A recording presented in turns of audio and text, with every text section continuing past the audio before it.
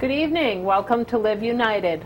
Living United, where we have an opportunity to share some of the great resources here in the Monadnock region, events that are going on, and for you to become part of how we live united here and make a difference in our communities.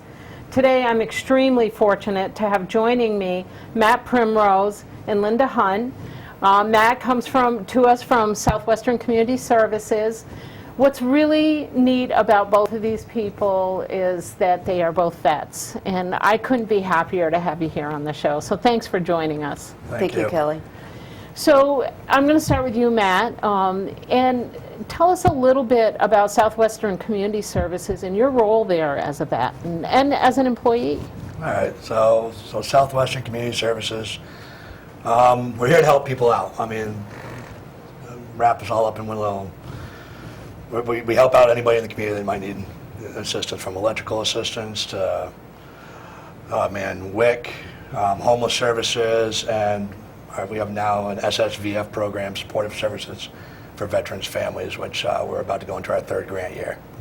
So tell me about the supportive services, and why don't I start with you, Matt, and then you can talk, Linda, maybe about your role supporting that. Okay. All right. Well, so the supportive services for veterans' families is a program that's designed for homeless and literally homeless and veterans who are about to become homeless, and helping them get back up on their feet and basically become a productive member of society again.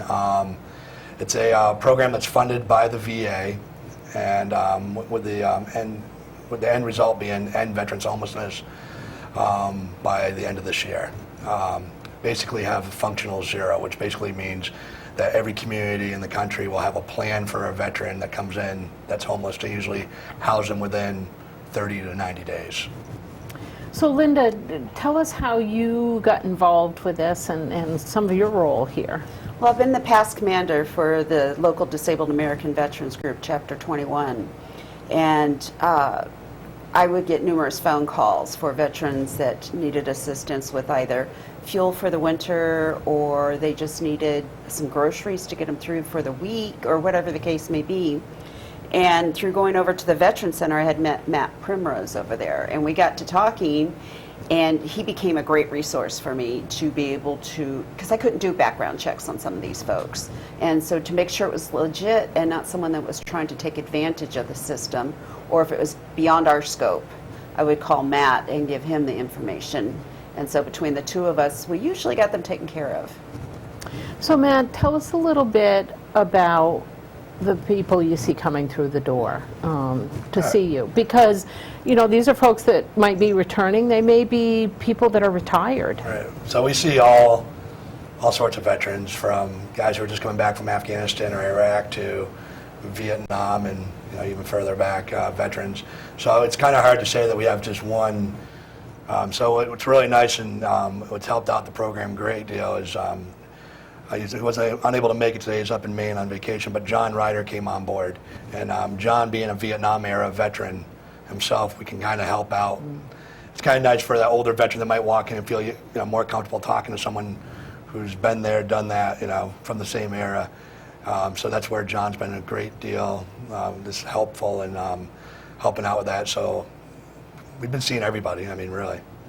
And Linda, it sounds like you may have also seen or received phone calls from a mix of different era veterans. Oh, I do, and occasionally we'll even get phone calls from family members.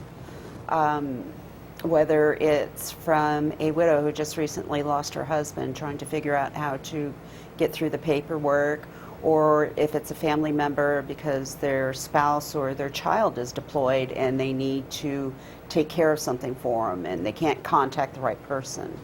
So we just try and get them pointed to the right direction. Now, and Linda, I'm going to direct this to you. It seems like I think a lot of people think, well, there's state services, there's federal services, the different branches take care of people as they're returning. But a lot of it relies on the local level, it seems like, and both of you can actually respond. But having organizations like SCS and having this initiative going on, it seems to me that it would be so critical to have a local level initiative happening. Oh, absolutely, absolutely. some of the vets are more comfortable speaking with other vets. They've got the camaraderie of being a fellow soldier. And so they're more comfortable speaking with a veteran versus someone a civilian basically, that's never been in the military themselves.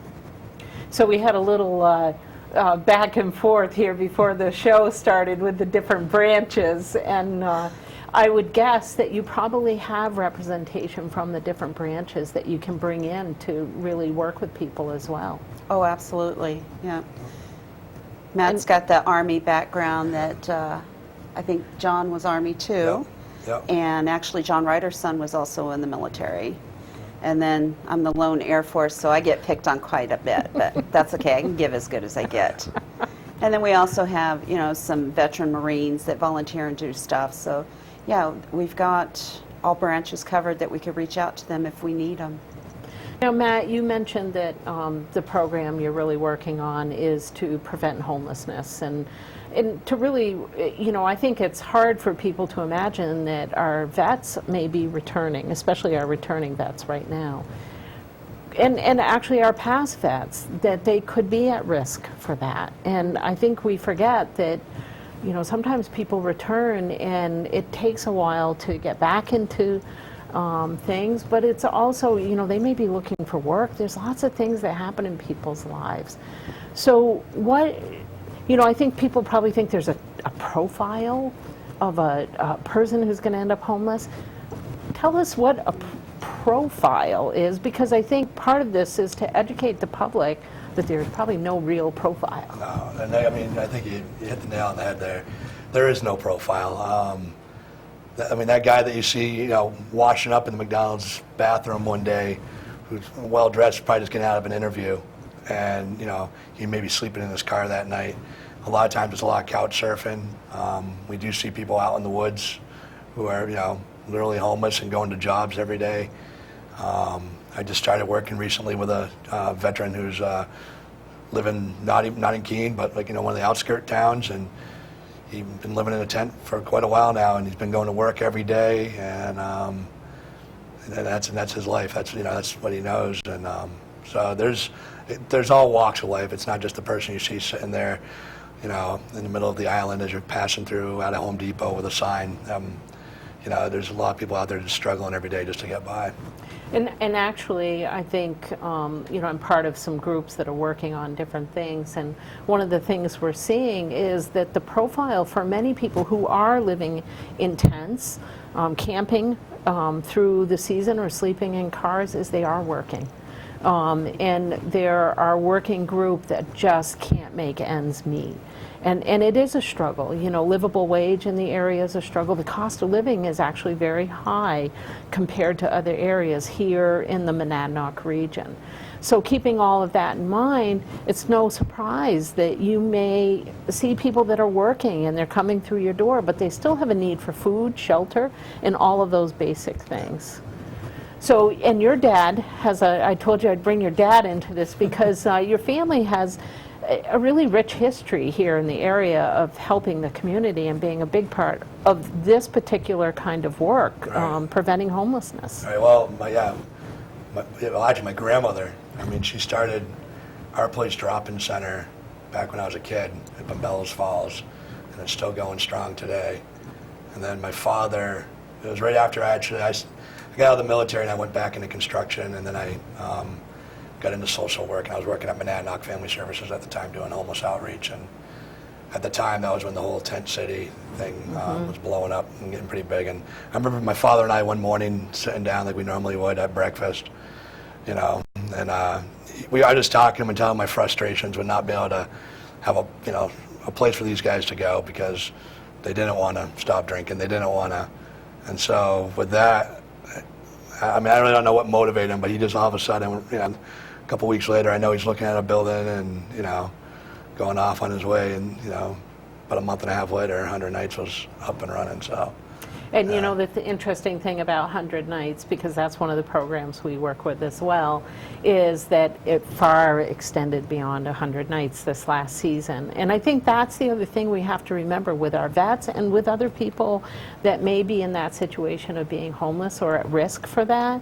that it isn't 100 nights out of the year. It's, you know, we had a cold, cold winter. Right. And we were so blessed to have churches open and other facilities here in the region and really support people who needed that roof.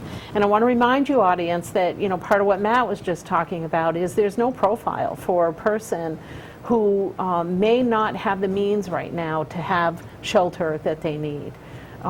So SCS doing some amazing things, and you mentioned that you also connect them, and Linda, you've been a part of this, really connecting people to fuel assistance, weatherization for their homes.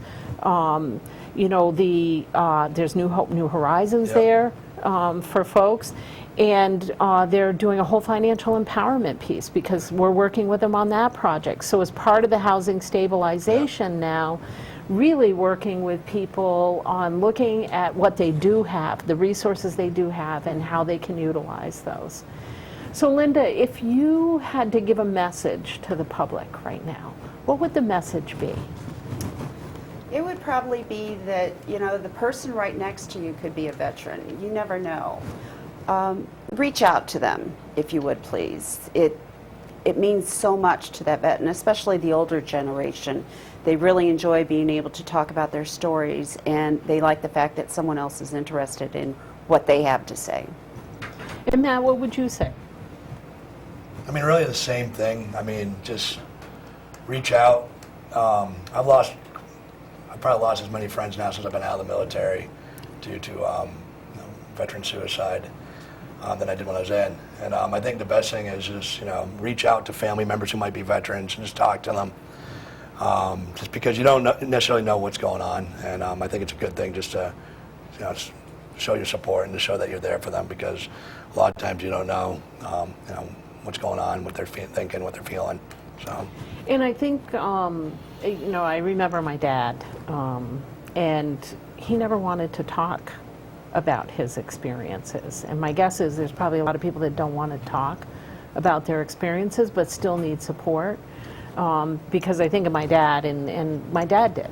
You know, he didn't want to talk about his experiences in war, but he wanted people to know that he had gone through those experiences and open the door. I think that's what you're talking about, Right. both of you. Open that door and give people that opportunity to share if they want to, and to just acknowledge it. I think that's sometimes as important as anything, to acknowledge that they maybe have been through experiences in their life, and I think that's what my dad looked for. Right. Yeah.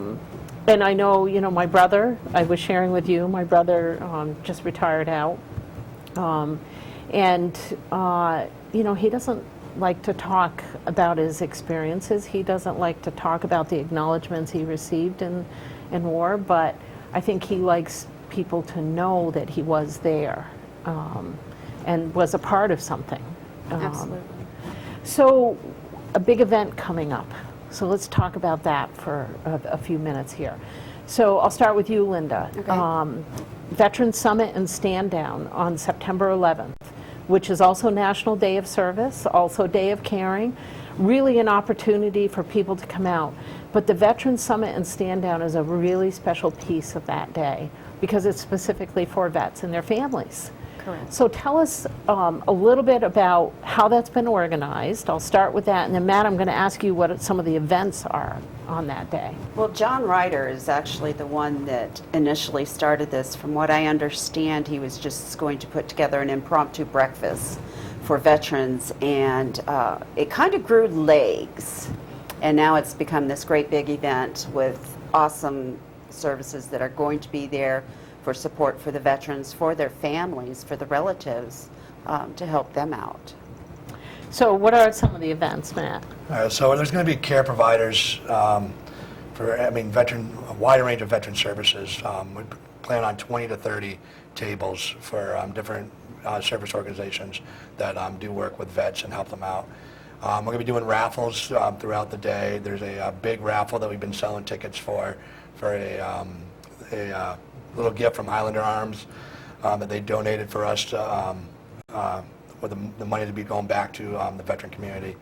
So yeah, so that's pretty much it. There's going to be a big free lunch from 11 till whenever the food's gone, so we're gathering about 2 o'clock. And that's, like I said, raffles throughout the day and door prizes. So. Now, this is for vets and their families. Right. So some of those services, I believe, that are going to be there, there's going to be health screenings going on, free health screenings for people. Is that correct?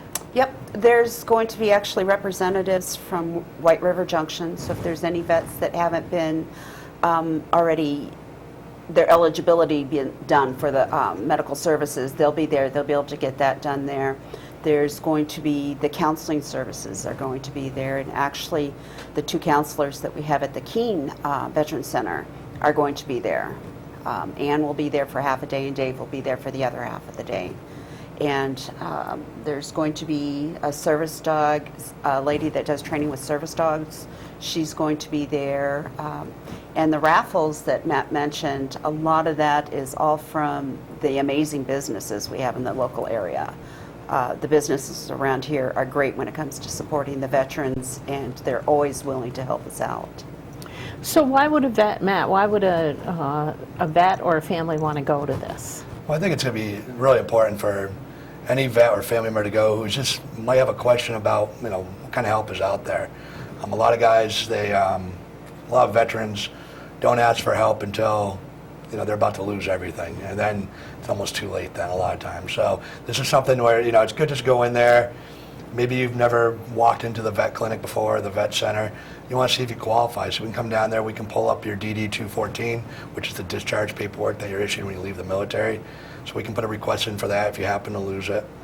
And it's just a good thing for family members to get into, because we know that that family member is going to be too proud to ask for help. So it's good for us to know as a family member, what services are out there in case they are struggling. And from what I've read about it and seen, there's a lot of helpful services that'll be there that day, but it's also an opportunity to connect, to really just network with other vets, feel a part of that community. And I'm sure that some of the audience is wondering, is it just for vets, or can other people stop by? Anybody can stop in. I mean, anybody who cares about veterans, anybody who's got a veteran family member, and any veteran can stop in. We encourage everyone to stop on in. Now, are you in need of any volunteers? You did mention that this is an opportunity for people to give to vets, and I really want to highlight that everything that's raised through this particular event, and you have the raffles going on, you have t-shirts for sale at the event, you have a lot of sponsorship that's come in. This is going right back into the vet community through the SCS program. And through the American Legion, too. Yep. Right, which is a co-sponsor of this event. Yep. And the event is actually out at the American Legion, out on Court Street. Mm-hmm. And is it 579? 797 Court Street. 797 Court Street. So, out sort of on the edge of town there, but there's a kickoff breakfast. Volunteers will be coming in and working that day. Do you have a need at all for other volunteers, or are you guys set? Right now, we're steadily taking in volunteers. We're starting to feel the pressure. We got quite a few people coming in, so we're making sure we have enough, for everybody to be doing stuff. But anybody who might be interested in volunteering, feel free to contact us at SCS. Yeah. But also, it's not just for that day. There's always volunteers needed for veterans. I had gotten a phone call this weekend. A lady was looking for transportation for her husband to Tilton home, but it needed to be something that was wheelchair accessible. So there's always the need out there for assistance. The Red Cross is great. They drive a lot of the vets to their appointments, but they're always looking for drivers. So volunteers are always needed. Yeah, and I know Contoocook Valley Transportation on the other side of the mountain is also transporting. I know through HCS, transportation occurs for our vets. So Right. all 3 of those transportation organizations are providing. But I know CVTC absolutely needs volunteer drivers. So you're right on with that. And there's other volunteer opportunities. People can contact SCS. I know that volunteers go out and work on the weatherization and really helping people prepare their homes for the seasons. Right. So there is, volunteer opportunities. There's an opportunity here to give. Let's talk a little bit about advocacy, because that's the other thing we like to highlight here. And our vets need advocacy. What kind of advocacy do they need right now? Let's, they need, I hit a hot spot yeah, there. no, I mean, Mohammed? they need advocacy everywhere. I mean, what they really need is somebody just, a lot of times, Just to be there. be there for them and to, I mean, just, you know, working with the VA can be very painful at times, and a lot of times our vets will just get frustrated and walk away from it. So what they really need is somebody to be there in their corner and just be, you know, let them know that this stuff does take time, and be able to point them in the right direction, you know, whatever that is. But it's just really having somebody in their corner to listen, you know, and be able to give back, you know, some advice where needed. I mean, that's really, so many of our vets, it's just they'll get frustrated, especially working with the VA system if they're working on disability claims or whatnot.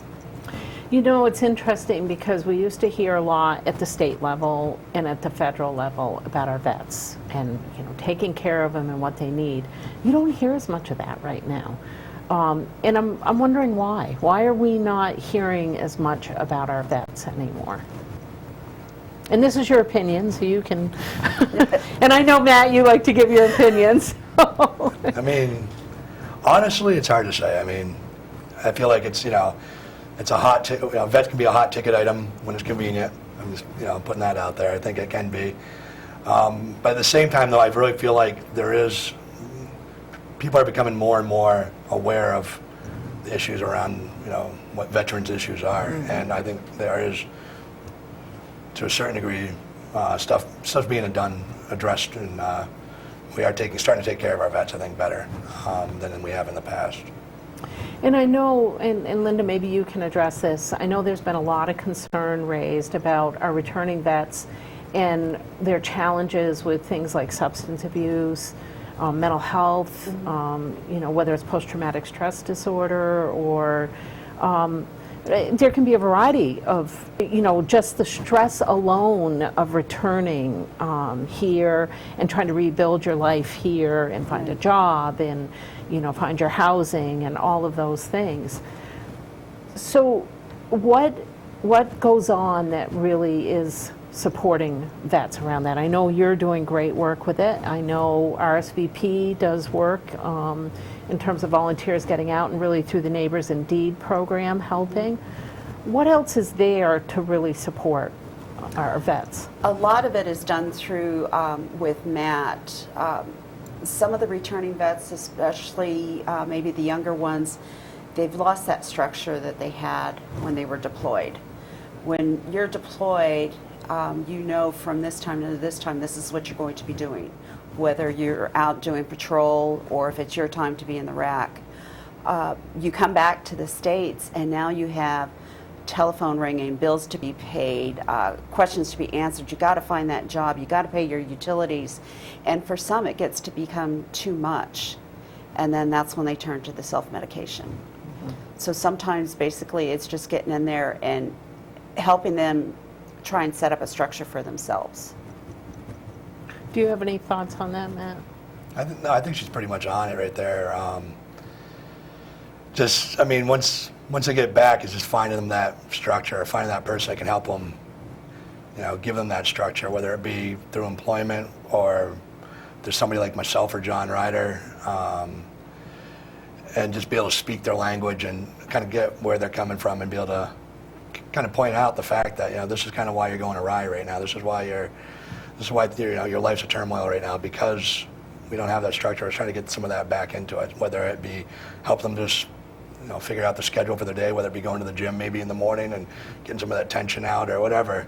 But, you know, it's kind of, you know, a lot of times I feel like we use our own, you know, I've made a lot of mistakes since I've been back, you know, when I got out. And so just kind of looking at what I did and like, oh, this is what worked, this didn't work, and kind of, you know, hodgepodging that all together and trying to come up with a good action plan for them to go forward with.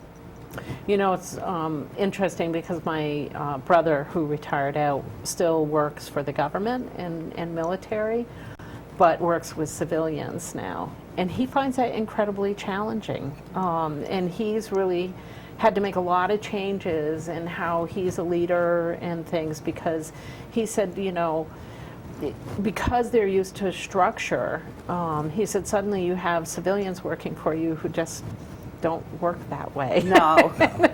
And he said it's extremely challenging because he's used to, you know, if you have a job, you get it done, and this is how you're going to do it. And he said sometimes you're in that conversation with them, and they're like, why? Yeah. Why do I have to do it this way? So he's had to, you know, I think those are sometimes, you know, he does fine, but he's had to acclimate to a completely different work environment. But what great skills our vets bring back into the work environment because of that structure that they have, that discipline and that ability to problem solve, which is a huge skill. Correct, and there's a lot of places that really like to employ the veterans because of that. I know my brother has been offered, I can't tell you how many jobs when he retired out, and they said, we love the military. Right. Strong leadership skills, all of those things. So, you know, what's another message you want people to hear about employing a vet and being there for our vets in that way as well? Because we have some job openings, and I think sometimes people look at, you know, if you've been in the Army and you're, you know, frontline military, that you may not have skills, but they don't see the skills that these people are bringing to the work environment. I think it goes both ways too, though. Like, it's a lot of times a veteran who's coming back who may have been, like, infantry, frontline. Exactly. Needs to come back and think, well, I'll be pretty good at, you know, pushing a vacuum cleaner or mopping a floor, or maybe I could be a police officer. And then I think the employers sometimes they'll look at the same way, and we got to think outside the box and just look at, you know, what kind of leadership skills does this individual have? What, you know, what could they bring back to the agency or the business that could, you know, it's just the whole idea of thinking outside the box on both sides, not just employers, but also the veterans, because I feel like we kind of label ourselves. Well, I'm a grunt. I'm going to either be working construction or being a janitor the rest of my life, and you know, you got to think outside the box. And I know when I first got back, that was my mindset. I came back and I started swinging a hammer again at Melanson's, and it took some serious. You know, my old therapist was sitting there and pounding into my head, and, you know, Matt, you could do something different. You could do something, you know, not that that's a bad profession, but, you know, your back's bad. You're getting older. Do you really want to be doing this the rest of your life? And I was like, yeah, good point. You know, it's interesting because we all want to work in something we're passionate about too. And you're both passionate about our vets, obviously. You ended up in social work. Yeah. You know, did you ever see yourself going there? Not in a million years. And Linda, how about you? You know, past commander, like, did you ever see yourself, you know, really in that role? No, not really. Absolutely not. But the need was there. So I don't do the commander role anymore, but I'm still very active within the chapter, and I just try to help out wherever I can with vets, because sometimes they're the unsung heroes that nobody hears about. Yeah, and I think I couldn't have said it better. Any final thoughts? And then I'm going to highlight once again the event coming up. But any last thoughts from either of you? I would just like to reiterate that anyone is welcome to attend this. Kicks off at 10 o'clock on 9/11, and you don't have to be a vet, you don't have to be a family member of a vet, you can live next door to a vet. If you just want to have the information available so that if you run across one that you could pass on the info to, that would be great too. It's going to be yummy food out there and everything else too. So, and how about you, Matt? I just want to really just thank everybody in the community for showing the support in this event. Like we said, like John one day I can't even remember how it came up, but he threw it on the table like, hey, let's do a breakfast for vets where we kind of let them know what's out there. And it just, so I really want to thank everybody in the community for jumping on board, and I really want to thank John Ryder for, I mean, he's been putting in lots of man hours into this, and he's been he's the man. I mean, he's the reason this whole thing's going on, and, you know, we're just lucky enough to be sitting here today, and, you know. You know, and we are so fortunate here in the Monadnock region to have people like John, to have people like you, and our amazing businesses that support events like this, support our vets like this. Right. And I do want to highlight that the radio station has been a huge supporter of this locally, and that they're going to be out there that day, live broadcasting this event. So open to all of you citizens who are interested in going out on September 11th. Kickoff's at 10, but there is a volunteer opportunity for getting out and volunteering across the Monadnock region as well that day, both for our vets families, for families that have children. So we have the RSVP, National Day of Service, going on that day. We have the United Way Day of Caring going on that day that you can volunteer for. We have this tremendous centralized event out at the American Legion that SCS and the American Legion are putting on for our vets and their families and our citizenry. So we encourage you on September 11th, starting at 8 a.m., get out there, get involved. You can contact Southwestern Community Services for more information. You can contact the United Way for information, or RSVP program at Monadnock Family Services. Any of these programs will be able to direct you for ways to get involved with this. I want to thank you, Matt and Linda, for joining me. Such an important message to get out there, and you are doing some wonderful work. And I want to thank you on behalf of all of our citizens here in the Monadnock region for what you do. Thank you, Kelly. So thanks for joining us. Audience, I want to remind you that you have an opportunity to live united by giving, volunteering, and advocating. Thanks for joining us.